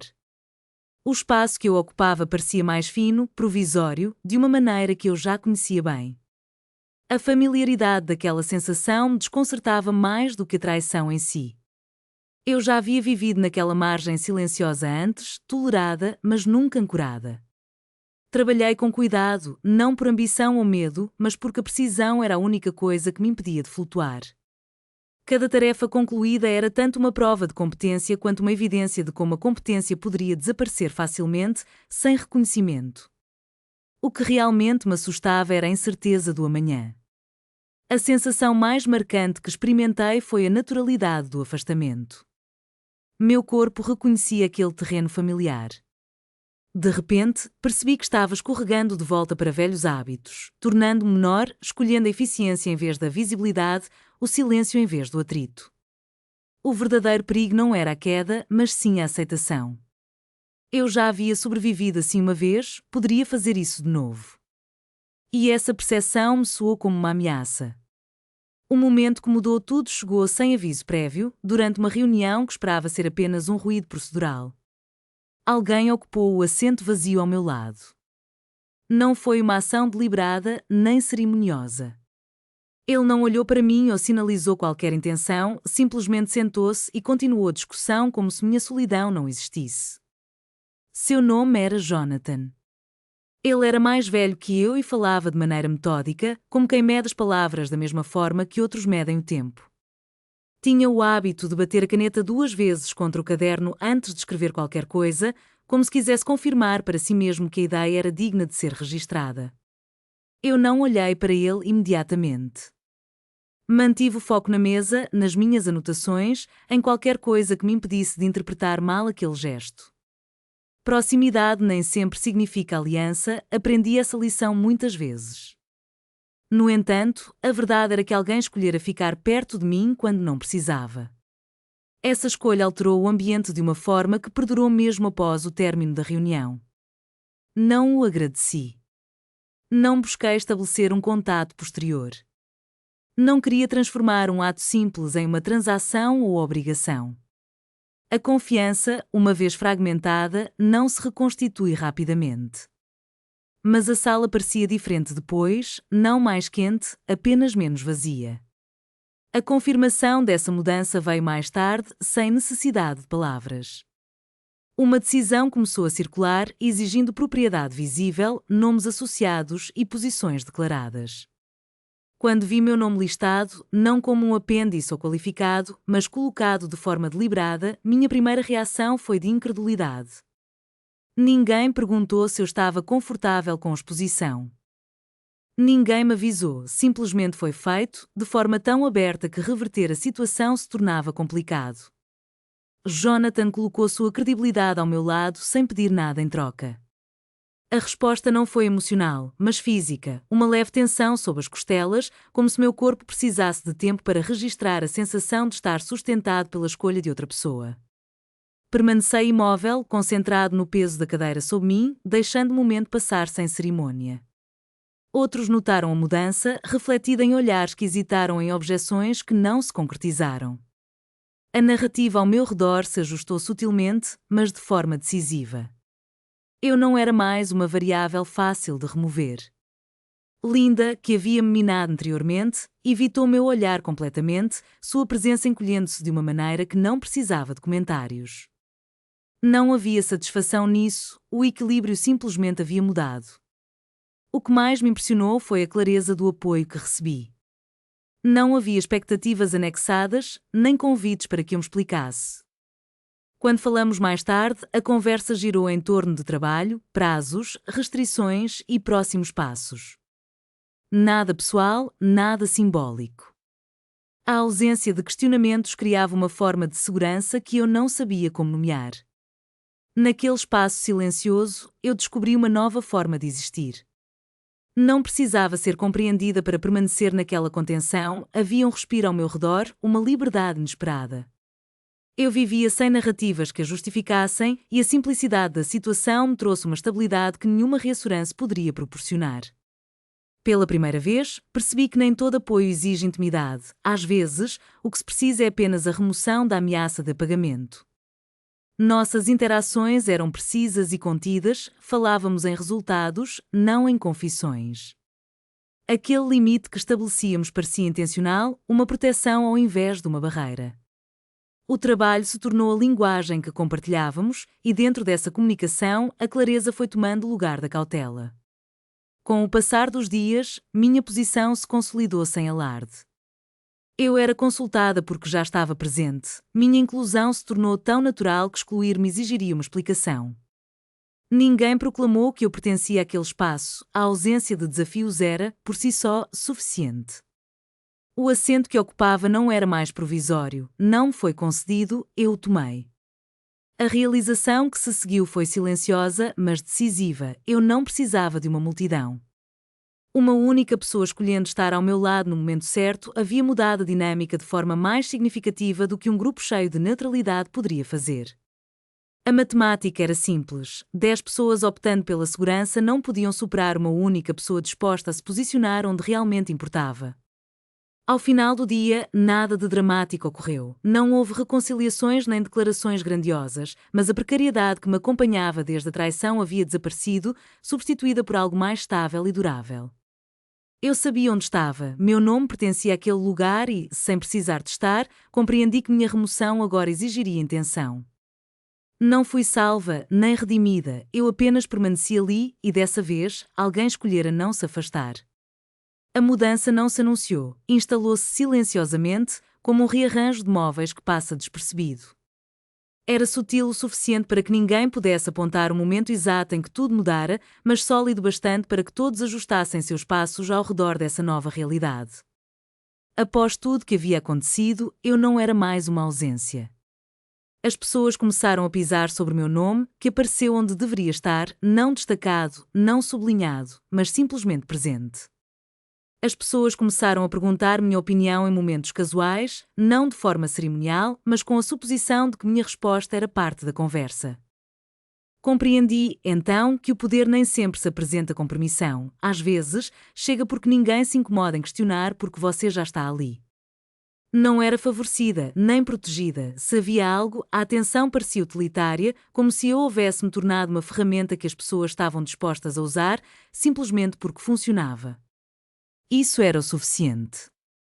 Passei tempo demais confundindo calor com segurança, agora era diferente. Era estrutural. Não me sentia celebrada, mas estava fixada em um lugar e essa solidez mudou a forma como me comportava. Falei menos, escolhi palavras com mais cuidado e parei de tentar antecipar o que os outros desejavam de mim. O chão sob meus pés não parecia mais emprestado. Um novo conflito surgiu, sem drama, envolto em profissionalismo e evasão educada. Uma decisão precisava ser tomada, uma que teria consequências reais e sem soluções claras. No ambiente tenso daquela sala, onde as conversas giravam em torno de um assunto delicado, percebi que havia um consenso entre os presentes. Todos sabiam que as consequências do que estava sendo discutido eram importantes, mas ninguém queria se comprometer. Era como se a responsabilidade pairasse como uma nuvem invisível, sendo passada de mão em mão, sem que ninguém realmente a segurasse. O risco estava ali, palpável, mas não era tocado. Os rostos que outrora eram seguros agora se reclinavam para uma postura mais cautelosa, como se quisessem proteger as reputações que haviam confortavelmente construído ao longo do tempo. Linda se destacava por sua neutralidade estratégica. Com um jeito cuidadoso, ela falava o suficiente para parecer envolvida, mas nunca se aproximava do problema. Eu reconheci aquele comportamento. Era um padrão que tinha aprendido a identificar após anos observando pessoas optando pela segurança em vez da substância. O que me surpreendeu não foi a maneira como ela se desviava do assunto, mas sim como isso já não me afetava. Não estava mais esperando por sua aprovação ou por um erro dela. Meu foco estava na lacuna que ela deixava aberta. Foi nesse momento que percebi que a hesitação à mesa não vinha da incerteza, mas sim do medo das consequências. Todos queriam o resultado, mas sem se expor. Desejavam o sucesso sem a assinatura que o acompanhava. Essa distância entre a necessidade e a disposição era onde a oportunidade se escondia e eu a senti se estabelecer dentro de mim, não como uma empolgação, mas como uma clareza. Eu sabia que, se desse um passo à frente, não haveria aplausos nem garantias de apoio. E se não o fizesse, confirmaria o que alguns ainda suspeitavam, que eu só pertencia quando as condições eram favoráveis. Não pedi permissão, não considerei minha escolha como um ato de coragem ou de necessidade, simplesmente declarei que colocaria meu nome naquele assunto. As palavras não ecoaram, não precisavam. A sala se ajustou novamente, desta vez de forma mais perceptível. Ninguém objetou, ninguém se apressou a oferecer ajuda. Alguns rostos mostraram surpresa, outros alívio. A responsabilidade finalmente havia encontrado um anfitrião e isso, por si só, foi o suficiente para mudar a temperatura do ambiente. O que realmente importava não era o fato de eu ter-me voluntariado, mas sim que fiz isso sem explicações. A partir daquele momento, o trabalho começou a fluir de maneira diferente. Não fiz reformas radicais nem gestos grandiosos, apenas realizei pequenos ajustes que mudaram ênfases e reorganizaram prioridades. As mudanças eram sutis o suficiente para parecerem procedimentais, mas afiadas o bastante para alterar resultados. Segui as regras à risca, o que tornava impossível contestar minhas decisões sem desafiar a própria estrutura. Algumas pessoas perderam as vantagens das quais se apoiavam, benefícios que nunca haviam sido garantidos, mas que eram aceitos como certos há muito tempo. Nada foi tirado delas diretamente, simplesmente deixou de fluir em suas direções. O efeito foi imediato e desconcertante. As conversas silenciaram quando entrei na sala, não por medo, mas por uma recalibração. As pessoas começaram a observar mais de perto, a pesar suas palavras, a ajustar suas estratégias. Linda, uma vez dominadora nas discussões, se viu excluída. As reuniões avançaram sem suas contribuições, não como uma punição, mas por eficiência. Não houve anúncio de despromoção nem confrontos para apontar, apenas uma série de omissões que falavam mais alto do que qualquer acusação poderia ter feito. O que mais me impressionou foi o silêncio. Ninguém proclamou sucesso, ninguém resistiu abertamente. A ausência de reação se tornou uma reação por si só. Os sistemas têm um jeito peculiar de revelar lealdade por meio da inércia e, quando o momento muda, aqueles que dependiam dela ficam parados, como estátuas de pedra. Eu não precisava ver ninguém cair para perceber que o equilíbrio se alterava. Era algo que eu sentia na forma como as decisões eram tomadas sem debate, como se meu nome carregasse um peso que não precisava de defesa. Pela primeira vez, compreendi que a vingança não exige confrontos, não demanda vozes elevadas ou vitórias morais. Às vezes, a verdadeira força está em simplesmente não precisar mais de alguém. Antes, eu acreditava que fazer alguém sentir a dor que causou era o objetivo, mas agora percebia que o poder mais profundo residia na liberdade de não depender deles. A ausência de dependência causava mais estragos do que qualquer discussão poderia provocar. O homem que um dia me oferecera estrutura permanecia em silêncio durante esse período, sua presença era constante e observadora, como se estivesse assistindo a um processo se completar ao invés de guiá-lo. Quando falava, era para me conceder mais autoridade, sem comentários, como um reconhecimento sutil de que o papel que ocupava já não era provisório. Outros começaram a notar que a autoridade, uma vez assumida, tende a se tornar permanente, especialmente quando reforçada pelo hábito. Eu não sentia necessidade de me justificar, o desejo de ser compreendido, de corrigir mal-entendidos, foi-se dissipando à medida que minha posição se solidificava. Passei tanto tempo da minha vida explicando quem eu era para pessoas que já haviam decidido isso por mim, agora a explicação parecia desnecessária, quase um fardo. Compreender era opcional, mas a relevância não era. Eu escolhi a relevância a cada momento. Ao final, a ordem tinha mudado o suficiente para que ninguém questionasse onde eu estava. Eu tinha um assento que não me foi oferecido nem defendido, simplesmente existia. Eu tinha o direito de assinar decisões, não como um privilégio, mas como uma função. Aqueles que antes pairavam no centro agora se viam orbitando, incertos sobre quando a mudança ocorrera, mas incapazes de revertê-la. Não havia satisfação em sua confusão, apenas a confirmação de que o sistema agora reconhecia o que antes não via. Eu não me sentia triunfante, sentia-me em paz. O caos que antes definia meu lugar no mundo havia se transformado em algo mais calmo e resistente.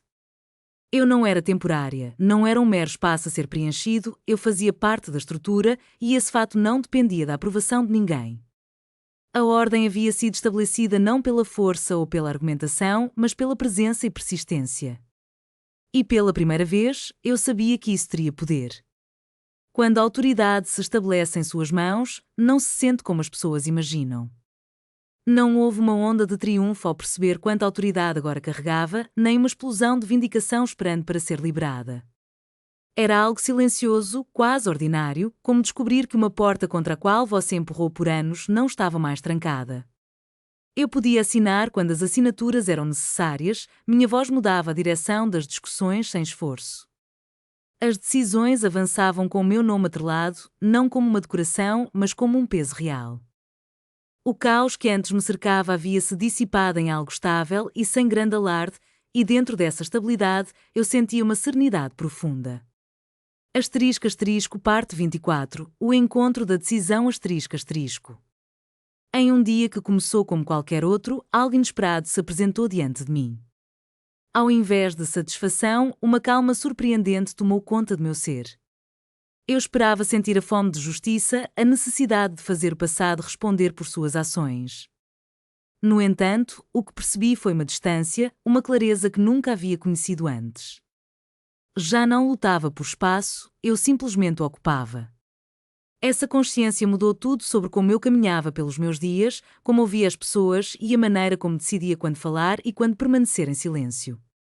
A oportunidade surgiu disfarçada de rotina. Um documento cruzou minha mesa, um entre muitos, mas suas implicações eram claras assim que o li. Com uma única assinatura, um breve endosse, eu poderia influenciar um desfecho que reverberaria pela estrutura de forma silenciosa, mas decisiva. A ação seria legal, defensável, até aplaudida por alguns. Ninguém questionaria meu direito de fazê-lo. Na verdade, alguns poderiam até esperar isso de mim.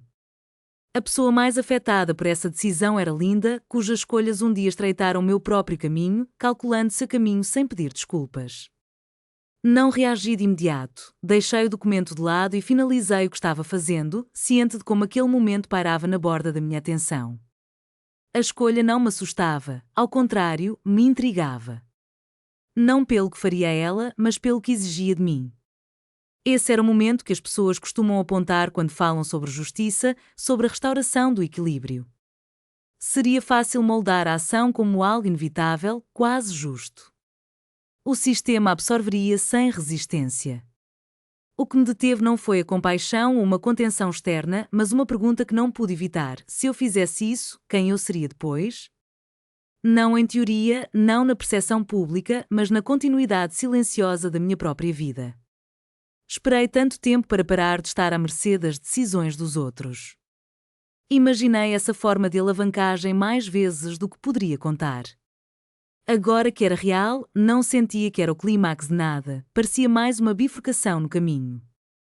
Memórias surgiram sem convite, não em flashes agudos, mas como um zumbido constante de fundo. Ser descartado, rotulado, reduzido a um incomodo que poderia ser afastado sem consequências. Reconheci a tentação familiar de inverter os papéis, de deixar o poder responder à dor na única linguagem que parecia entender. A realização de que eu poderia fazê-la se sentir menor era intoxicante em sua simplicidade. O poder me ofereceu essa opção de forma gratuita, não exigia justificativa, mas também não exigia que eu a aceitasse. Quando finalmente me encontrei com Linda, foi brevemente, não porque lhe devesse algo, mas porque a clareza é importante quando as escolhas carregam peso. A conversa fluiu de maneira eficiente, despida de dramas. Ela falava com cuidado, referindo-se a pressões e restrições, moldando decisões passadas como necessidades e não como traições. Não havia desculpas dignas de menção, apenas uma explicação que sonhava em soar razoável. Escutei sem interromper, não discuti nem corrigi os fatos. Não mencionei o custo de suas escolhas. O silêncio, naquele momento, parecia ser a única resposta que não convidava à retórica. Quando ela terminou de reescrever a história ao seu redor, ficou em silêncio, talvez esperando uma reação ou se preparando para as consequências de suas palavras. No entanto, eu não disse nada. Agradeci pelo tempo que me dedicou e deixei a conversa exatamente onde estava. A ausência de confronto a incomodou mais do que qualquer explosão de raiva poderia ter feito.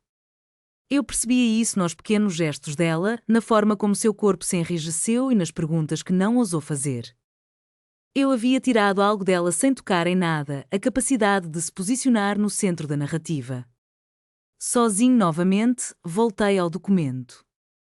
A decisão ainda estava lá, inalterada por nosso encontro. Pensei na facilidade com que poderia assinar e seguir em frente, na eficiência de deixar o sistema interpretar minha intenção da maneira que quisesse. Contudo, algo havia mudado. O desejo de intervir agora parecia mais pesado, não porque fosse errado, mas porque me amarraria a uma versão de mim mesmo que eu já não precisava mais. Passei anos reagindo, definindo-me em oposição ao dano, e não queria que o próximo capítulo da minha vida fosse organizado em torno dela, mesmo em forma de retaliação. Portanto, fiz nada. Não adicionei meu nome, não fiz uma ligação. Afastei-me do processo completamente, permitindo que ele seguisse seu próprio curso. O desfecho se desenrolou como sempre aconteceria, moldado por forças mais amplas e cálculos silenciosos. Linda perdeu influência, sua posição se erosionando por mecanismos que não tinham nada a ver comigo. Ela não poderia apontar minha mão nisso, nem me acusar de interferência. O sistema avançou, indiferente e metódico. O efeito sobre as pessoas ao meu redor foi sutil, mas inconfundível. Ninguém elogiou minha contenção, ninguém comentou sobre a escolha que fiz. O que mudou foi a forma como minhas decisões foram recebidas depois, menos perguntas, menos incertezas. A confiança, aquela prática, começou a se acumular ao meu redor, como um manto silencioso. As pessoas entenderam, sem precisar de explicações, que eu não estava interessada em usar a autoridade como uma arma. Essa compreensão carregava mais peso do que qualquer afirmação dramática de justiça jamais poderia ter. O homem que me guiou nas etapas iniciais desse mundo percebeu, como sempre fez, sem fazer comentários. Ele não perguntou por que eu havia dado um passo atrás ou se eu me arrependia disso. Simplesmente me entregou mais responsabilidades, um reconhecimento silencioso de que o teste havia sido superado. Sua confiança não precisava ser expressa em palavras. O trabalho em si era a validação, o acordo tácito de que eu estava pronto para lidar com o que havia recebido sem deixar que isso me definisse. Refleti sobre como esse momento parecia diferente daqueles que eu havia imaginado em minhas noites mais sombrias. Uma vez, acreditei que a cura chegaria na forma de consequências visíveis para aqueles que me feriram. Pensei que a liberdade se pareceria com vê-los lidando com o que haviam feito. Agora, aqui estava, compreendendo quão estreita era aquela visão. A punição poderia ter oferecido um breve senso de equilíbrio, mas teria-me mantido ancorado ao passado, medindo o meu crescimento pela queda deles. Não os perdoei, o perdão não era o objetivo. Na minha mente, eu os absolvi de qualquer responsabilidade. O que eu escolhi foi a separação, uma linha tênue que não exigia cerimonias. Não os levei comigo, não como inimigos, não como pontos de referência, nem mesmo como lições que eu precisava revisitar. A decisão de deixar ir não foi um ato nobre ou generoso, foi pura praticidade. Eu tinha outras coisas a realizar.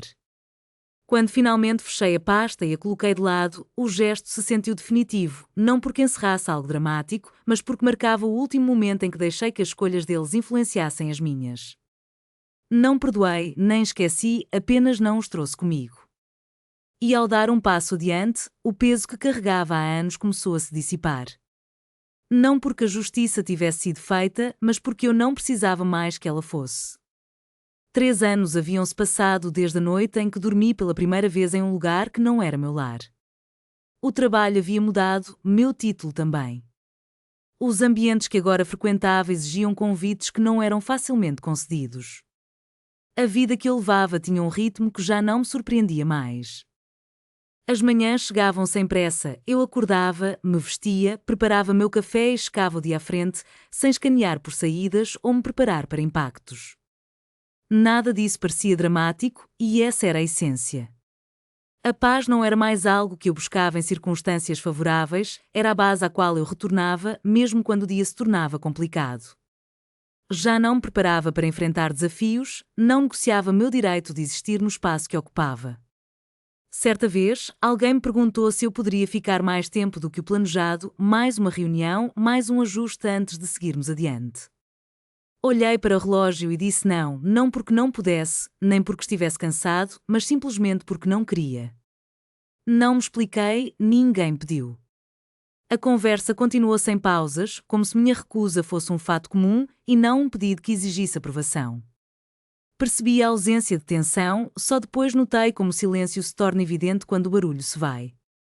O convite para a viagem chegou sem cerimônia, não era apresentado como uma recompensa ou um símbolo, mas como uma extensão de trabalho que envolvia a viagem. O iate não era descrito como algo especial, apenas como local onde as discussões continuariam, onde decisões poderiam ser tomadas sem interrupções. Aceitei, arrumei o que precisava e deixei o resto para trás. A viagem não parecia um ponto de chegada, mas uma continuidade. No mar, os dias se estabeleceram em um padrão constante: reuniões, refeições compartilhadas, longos períodos de silêncio que não precisavam ser preenchidos.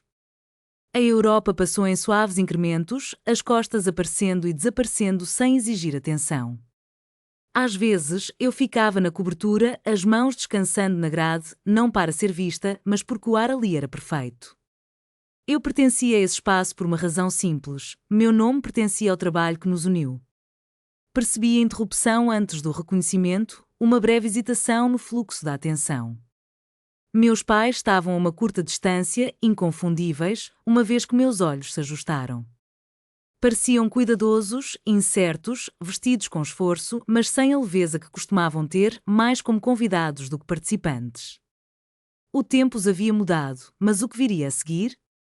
Enquanto observava a cena diante de mim, percebi que o que mais me impactava não era a aparência deles, mas a fragilidade da autoridade que carregavam. Meu irmão não estava com eles, essa foi a primeira coisa que notei. Se ele havia optado por não comparecer ou se simplesmente não foi informado, não importava, a sua ausência falava por si só, era um silêncio familiar que sempre escolheu. Não senti aquele impulso de adrenalina nem uma explosão de raiva, a realidade se apresentou de forma sutil, como um fato que não exigia reação. Fiquei onde estava, imóvel, mas sereno, enquanto eles examinavam o ambiente, buscando algo familiar que os ancorasse. Quando nossos olhares se cruzaram, primeiro veio a confusão, logo seguida por uma incredulidade que se transformou em um tipo de pânico. Eles me conheciam, eu percebia na maneira como tentavam me encaixar em uma hierarquia que agora já não existia. Aproximaram-se hesitantes e incertos sobre o direito que tinham de encurtar a distância entre nós. Mantive-me firme, não me movi. Quando pronunciaram o meu nome, soou tímido, desprovido de qualquer autoridade. Tentaram puxar conversa, mas as palavras eram inadequadas, comentários sobre o cenário que só realçavam o quão deslocados estavam. A desproporção era palpável, pela primeira vez, eram eles quem buscavam um ponto de apoio. Não me lembrei do que haviam dito anos atrás, nem da noite em que a porta se fechou atrás de mim, ou dos meses que se seguiram. Não havia necessidade de ensaiar aquelas memórias. Quando o silêncio se fez presente e a expectativa pairou entre nós, deixei escapar apenas o que era necessário. Estou bem. As palavras saíram de forma uniforme, sem afetação, apenas verdadeiras. Não havia nada que pudessem contestar, nenhuma abertura para reivindicar relevância. Esperaram como se esperassem mais, uma acusação, uma exigência, um apelo. Mas não ofereci nada disso.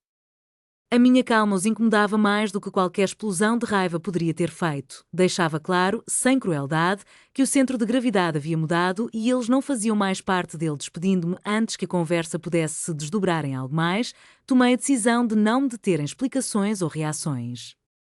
Virei-me e retornei à vida que continuara sem interrupções. O movimento foi definitivo, não dramático, apenas uma escolha. Não olhei para trás.